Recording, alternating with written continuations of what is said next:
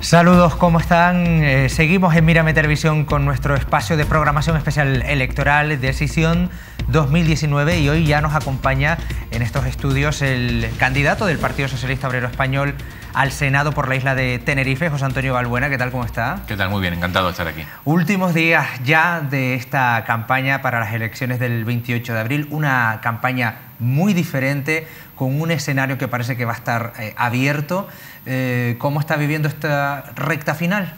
Pues con bastante intensidad, porque hay que reconocer que la semana pasada, con la Semana Santa por medio, pues fue un ligero parón en la actividad normal de cualquier tipo de campaña, y eso hace que hayamos tenido que apretar el acelerador para terminar de pulir las reuniones que teníamos pendientes con colectivos. El Partido Socialista hemos centrado esta campaña muy en contacto directo con los colectivos, pero no con cualquier tipo de colectivos, con los colectivos que están atendiendo a su vez a las personas, a los ciudadanos. Hemos ido a Camán, el otro día estuvimos con Parkinson, con la ONCE, hemos estado con Pequeño Valiente, es decir, con personas que dedican su tiempo, que son capaces de poner en marcha asociaciones para atender a los más necesitados, aquellas personas que necesitan una ayuda, que son para las que de alguna forma el Partido Socialista se siente especialmente comprometido. ¿Por qué en el caso de su candidatura los tinerfeños y tinerfeñas deben depositar su confianza en usted para que sea su representante en el Senado? Bueno, cuando depositan la confianza en mí, no solo en mí, deposita evidentemente en el Partido Socialista. Un partido que ha demostrado que en 10 meses de gobierno, en los últimos 10 meses, hemos podido redireccionar el rumbo de la política nacional hacia las políticas sociales. El Senado es una cámara territorial, una cámara donde los distintos territorios tienen que tener una voz directa. Y en este caso creo que sabemos cuáles son los principales problemas que tiene Tenerife. Queremos, de alguna forma, quiero ser el senador de todos los tinerfeños y tinerfeñas, pero sobre todo en especial de las personas que más dificultades tienen para su día a día. Como hemos estado diciendo cada vez que nos reunimos con un colectivo, nos brindamos para ello, no solo para las grandes cosas que vamos a estar. Saben que vamos a defender con uñas y dientes un incremento en las prestaciones de la ley de dependencia, que vuelva a recuperar los 2.200 millones. Saben que vamos a pelear con uñas y dientes que cada vez la brecha que separa a hombres y mujeres, que por un mismo trabajo las mujeres cobran casi más de un 20% menos, la podamos ir salvando. Saben que vamos a estar del lado de los estudiantes para que el número de becas y la cuantía se incremente.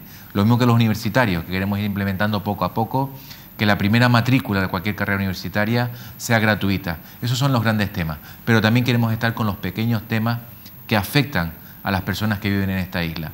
Y me explico. Por ejemplo, el otro día estuvimos reunidos con la ONCE y nos comentaban que ellos, cuando van al aeropuerto de Tenerife Norte, tienen un problema porque sus aparcamientos, los que tienen reservados, están siendo usados por otra empresa que se dedica a lavar coches, y que cuando llegan, pues evidentemente no tienen dónde aparcar. Esos son los pequeños detalles donde también tanto los diputados y diputadas como senadores y senadoras del Partido Socialista queremos estar del lado de esas personas. Cuando ven que tienen un problema con una administración determinada, sea del Estado o no, tomarnos su problema como nuestro propio problema. Pero también en el caso mío, quiero formar parte de ese Parlamento que va a ser la legislatura, estoy convencido, más social, pero también más sostenible. En estos últimos 4 años en el Cabildo de Tenerife, mi campo de actuación ha sido especialmente la sostenibilidad. Tengo muy presentes cuáles son los retos en materia de sostenibilidad que tiene el Estado. Tengo muy presente que algunas de las cosas que hemos implementado en Tenerife la podemos exportar al resto del conjunto nacional y evidentemente aportar ese trabajo como senador en el caso de que los ciudadanos el próximo domingo así quieran depositar la confianza en nuestra candidatura. Precisamente me gustaría ahondar con usted en este campo porque, como usted bien acaba de decir, ha sido la materia en la que usted ha trabajado, además de otras, ¿no? Pero en el Cabildo de Tenerife en la última legislatura, una asignatura que se habla de aquella manera en los mítines generales de todos los partidos, en los debates televisados, pero que realmente es un tema cada vez que la sociedad es más consciente del problemón que no se nos viene encima, sino que ya tenemos encima, que es el cambio climático, la sostenibilidad. ¿Qué medidas concretas va a tomar el Partido Socialista Obrero Español si gobierna para realmente que no sean medidas de aquella manera, sino que realmente se vea un antes y un después en la próxima legislatura en esta materia? El Partido Socialista hemos puesto, en estos últimos 10 meses, hemos aprobado una estrategia contra el cambio climático. Una estrategia que se fundamenta en 3 pilares. Un primer pilar, la ley del cambio climático, que está en fase de anteproyecto, que fue aprobada por el Consejo de Ministros hace escasamente 2 meses. Una ley que tiene varios hitos importantes, pero tal vez, y el más importante, es que a partir del año 2040 España va a ser un país neutro en términos de emisión de carbono. Hay medidas, que tal vez alguna la más sonada, que es la prohibición para la venta de vehículos diésel de aquí a 22 años, por lo tanto hay tiempo más que suficiente para que nos podamos adaptar, pero otra serie de conjuntos de medidas, como es exigir a las administraciones el cambiar de una manera importante pues sus distintas infraestructuras para que sean infraestructuras de baja emisión de gases de efecto invernadero. Pero la fecha es 2040, seremos un país neutro en términos de emisión de gases de efecto invernadero. Un segundo pilar, un plan integral de economía y clima. Un plan integral de economía y clima que tiene una serie de baterías que va a suponer el poder movilizar en torno a 250.000 millones de euros, de los cuales 47.000 millones van a ser fondos públicos. El resto será financiación público-privada, que va a poder generar en torno a 350.000 puestos de trabajo. Y un tercer pilar, que es una transición justa. La transición justa, lo que queremos decir es que evidentemente que el cambio climático es necesario. Evidentemente que tenemos que apostar por un nuevo modelo de consumo, de desarrollo, un nuevo modelo económico. Evidentemente que tenemos que ir descartando las energías fósiles e ir adaptando poco a poco nuestros hogares para que sean autoabastecidos con energías limpias. Pero eso tiene un coste. Y lo que no podemos dejar es descolgada a esa población que más dificultades tiene en su día a día, para encima decirle que se tienen que adaptar al cambio climático, para encima decirle que tienen que cambiar sus instalaciones por instalaciones renovables. Queremos estar del lado de esa gente, y cuando hablamos de transición justa hablamos de políticas para ayudar a ese sector de la población que actualmente se benefician y se van a seguir viendo beneficiados con bonos sociales eléctricos o bonos sociales térmicos en el caso de la península, para que puedan tener ayudas que les permita evidentemente cambiar la configuración de la instalación eléctrica de sus casas por autoabastecimientos de energías renovables, que tenemos previsto que a partir del año 2025 la media de reducción del recibo de la luz que todos los españoles y españolas pagamos se puede haber reducido en más de un 15%. Eso es la transición justa. Por lo tanto, son 3 pilares donde España queremos que se coloque a la vanguardia de la lucha del cambio climático, que, como bien ha dicho, cada vez preocupa más a la población, pero sobre todo a la población más joven. El Friday for Future, el movimiento que a nivel internacional están protagonizando los menores de 18 años, no es casual. Y me explico. No hay ni un solo dato científico a nivel internacional, y tendremos que esperar al 6º panel del cambio climático de las Naciones Unidas, que a día de hoy nos lleve al optimismo. Las concentraciones de dióxido de carbono, de gases de efecto invernadero en la atmósfera, están muy por encima del escenario más pesimista que nos habíamos puesto hace 4 años. Eso supone algunos efectos que van a sufrir esas generaciones que actualmente están capitaneando las movilizaciones. Por ejemplo, si no remediamos la situación, en la segunda mitad del siglo XXI va a desaparecer la vida del mar tal como la tenemos contemplada, con las derivadas que puede tener en una industria como puede ser la industria pesquera. Si no remediamos la situación, en la última cuarta parte de este siglo, es decir, a partir del 2075, van a haber zonas del planeta Tierra que van a ser inhabitables, que no se va a poder salir sencillamente a la calle por el incremento de la temperatura, por ese incremento del calentamiento global. Vamos a ver cómo hay especies que actualmente son de nuestro día a día, que en la segunda mitad del siglo XX, del siglo XXI, van a desaparecer de la faz del planeta. O lo que es peor, si no cambiamos la situación, en el siglo XXII, es decir, en el próximo siglo, a partir de 2100, seguramente ya habrán nacido los niños y niñas, que tal vez actualmente puedan estar en su guardería o naciendo en estos días, que van a ser testigos directos de la desaparición de la vida en el planeta.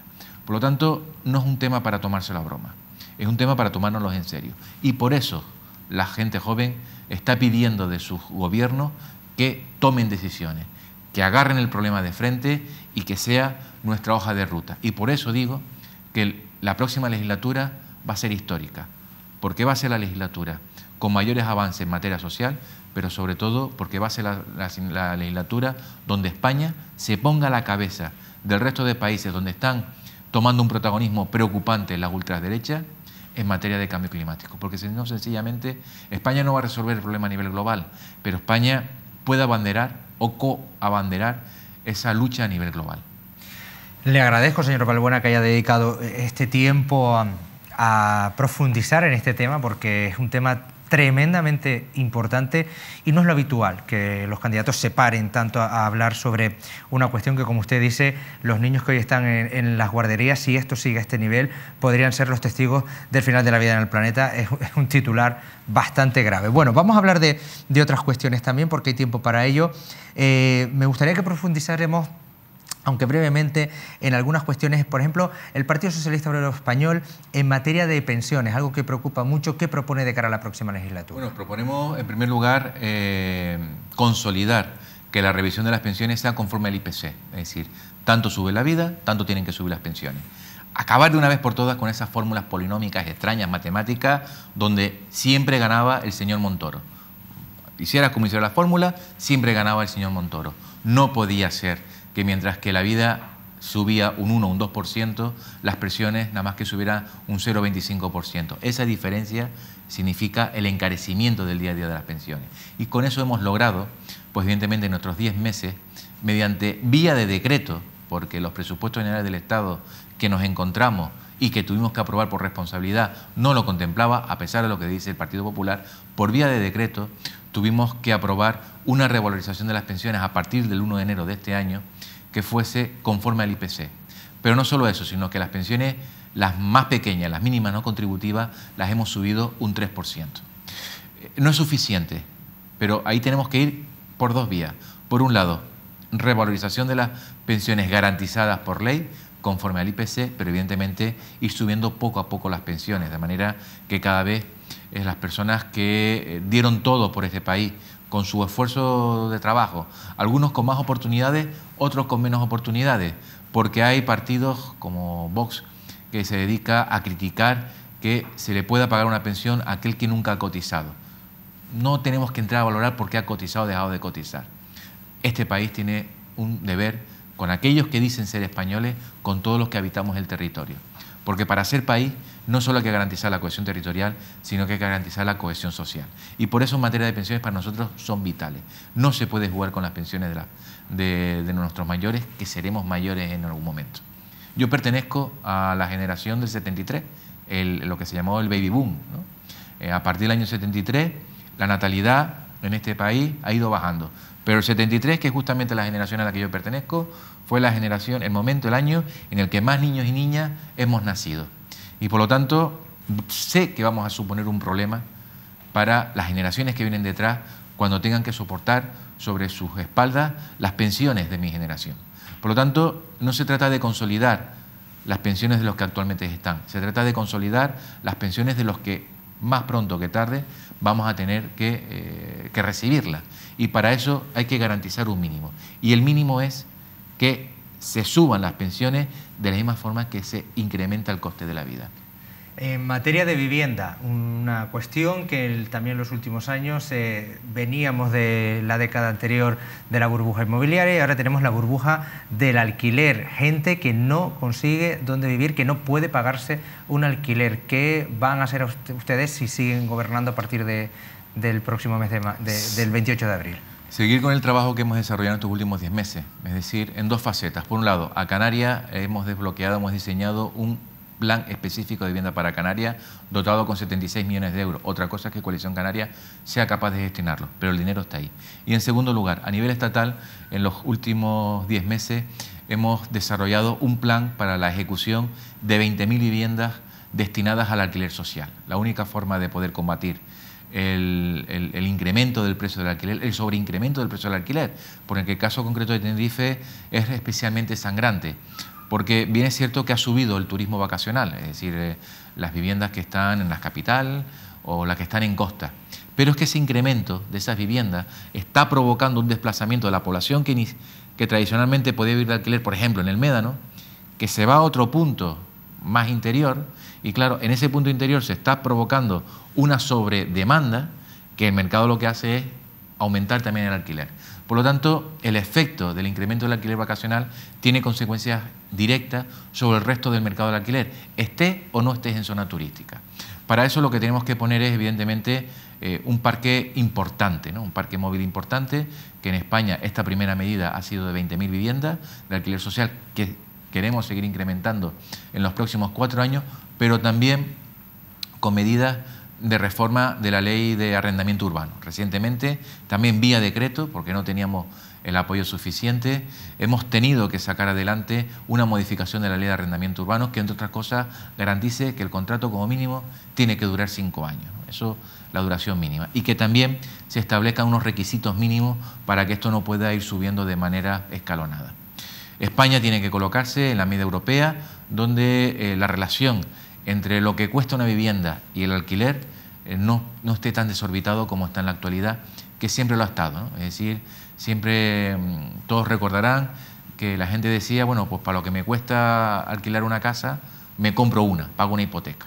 España siempre ha tenido ese déficit, ¿no? Hemos tenido una brecha muy reducida entre lo que cuesta una vivienda, comprarla, y lo que cuesta alquilarla. Tenemos que ampliar esa brecha de manera que cada vez sea más bajo el coste del alquiler, y sobre todo también porque la mentalidad ha cambiado, es decir, la mentalidad ya cada vez sigue siendo menos la de comprar y más la de alquilar. Por lo tanto, lo que queremos es incrementar, por un lado, la oferta de viviendas públicas en régimen de alquiler, pero también, mediante vía legislativa, seguir modificando la ley de arrendamiento urbano para que cada vez la gente opte por alquilar y no por especular con la vivienda. Voy a aprovechar para unirle varios temas, porque quiero que hablemos de pobreza, pero si hablamos de pobreza yo creo que también podemos hablar de empleo, de economía. Son cuestiones que al final todas se entrelazan y todas tienen que ver.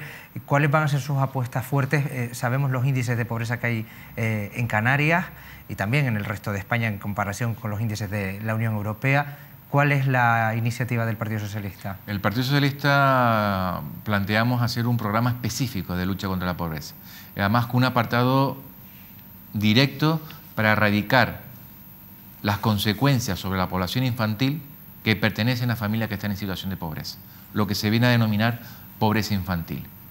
Queremos que eso deje de ser un problema en los próximos 4 años. Erradicar la pobreza, lo que llamamos ahora la pobreza infantil. Y para eso tenemos varias medidas. Y esto afecta a los canarios y a las Canarias, porque cuando esos que dicen tener acento canario dicen que no nos preocupamos por Canarias, no saben que Canarias está a la cabeza de España. Antes no estaba a la cabeza, antes estaba en el pelotón de cabeza. Ahora no, ahora somos los número 1, los number 1, de los que algunos nos sentimos profundamente sonrojados y nos da vergüenza. Estamos a la cabeza en los índices de pobreza. Y por lo tanto, cuando hablamos de un plan para erradicar la pobreza infantil, estamos hablando que los que más se van a beneficiar son los que habitamos estas Islas Canarias. Y eso tiene varias medidas que están directamente relacionadas. Hay un importante porcentaje de la población, de ese más del 40% de la población canaria, que a pesar de tener un puesto de trabajo, son incapaces de salir de ese umbral de la pobreza. Son esos nuevos esclavos asalariados. Para eso hemos adoptado una medida que queremos seguir incrementando, que es colocar el salario mínimo interprofesional en 900 euros. Lo que más se han visto beneficiados de toda España han sido precisamente los canarios y canarias. Eso ha ayudado a que algunas personas puedan estar cada vez más cerca de salir del umbral de la pobreza. Seguiremos incrementando el salario mínimo interprofesional, pero eso no es suficiente. Aquellas personas que, como decía, tienen población infantil a su cargo, vamos a establecer y a fijar un salario mínimo vital. Un salario mínimo vital que les va a suponer tener los ingresos que garanticen terminar con esa pobreza infantil. Por lo tanto, para nosotros la pobreza es un tema que nos preocupa muchísimo, pero sobre todo también que nos ocupa muchísimo. Y no hace falta que aquellos que dicen tener acento canario se ocupen por ello, porque nunca. Yo quiero invitar a los ciudadanos y ciudadanas que nos están viendo a que recuerden alguna reclamación de Clavijo, de Rosa Dávila, de la señora Orama en los últimos meses, reivindicando un plan de pobreza específica para Canarias. Ni uno. Solo le han preocupado las carreteras, le han preocupado las infraestructuras hidráulicas, le han preocupado lo que son las perras para hacer obras, para beneficiar a los de siempre. Que no digo que no sean necesarias, son necesarias. Pero alguna propuesta de reivindicando al Estado medidas para las personas, ni una. no hace falta que las reivindique, ya nos encargaremos nosotros de ponerlas en marcha. No me resisto, ya vamos muy mal de tiempo, así que le ruego un poco de brevedad. Ha sacado usted el tema ahora a colación de carreteras. Es una realidad que también preocupa mucho en esta casa.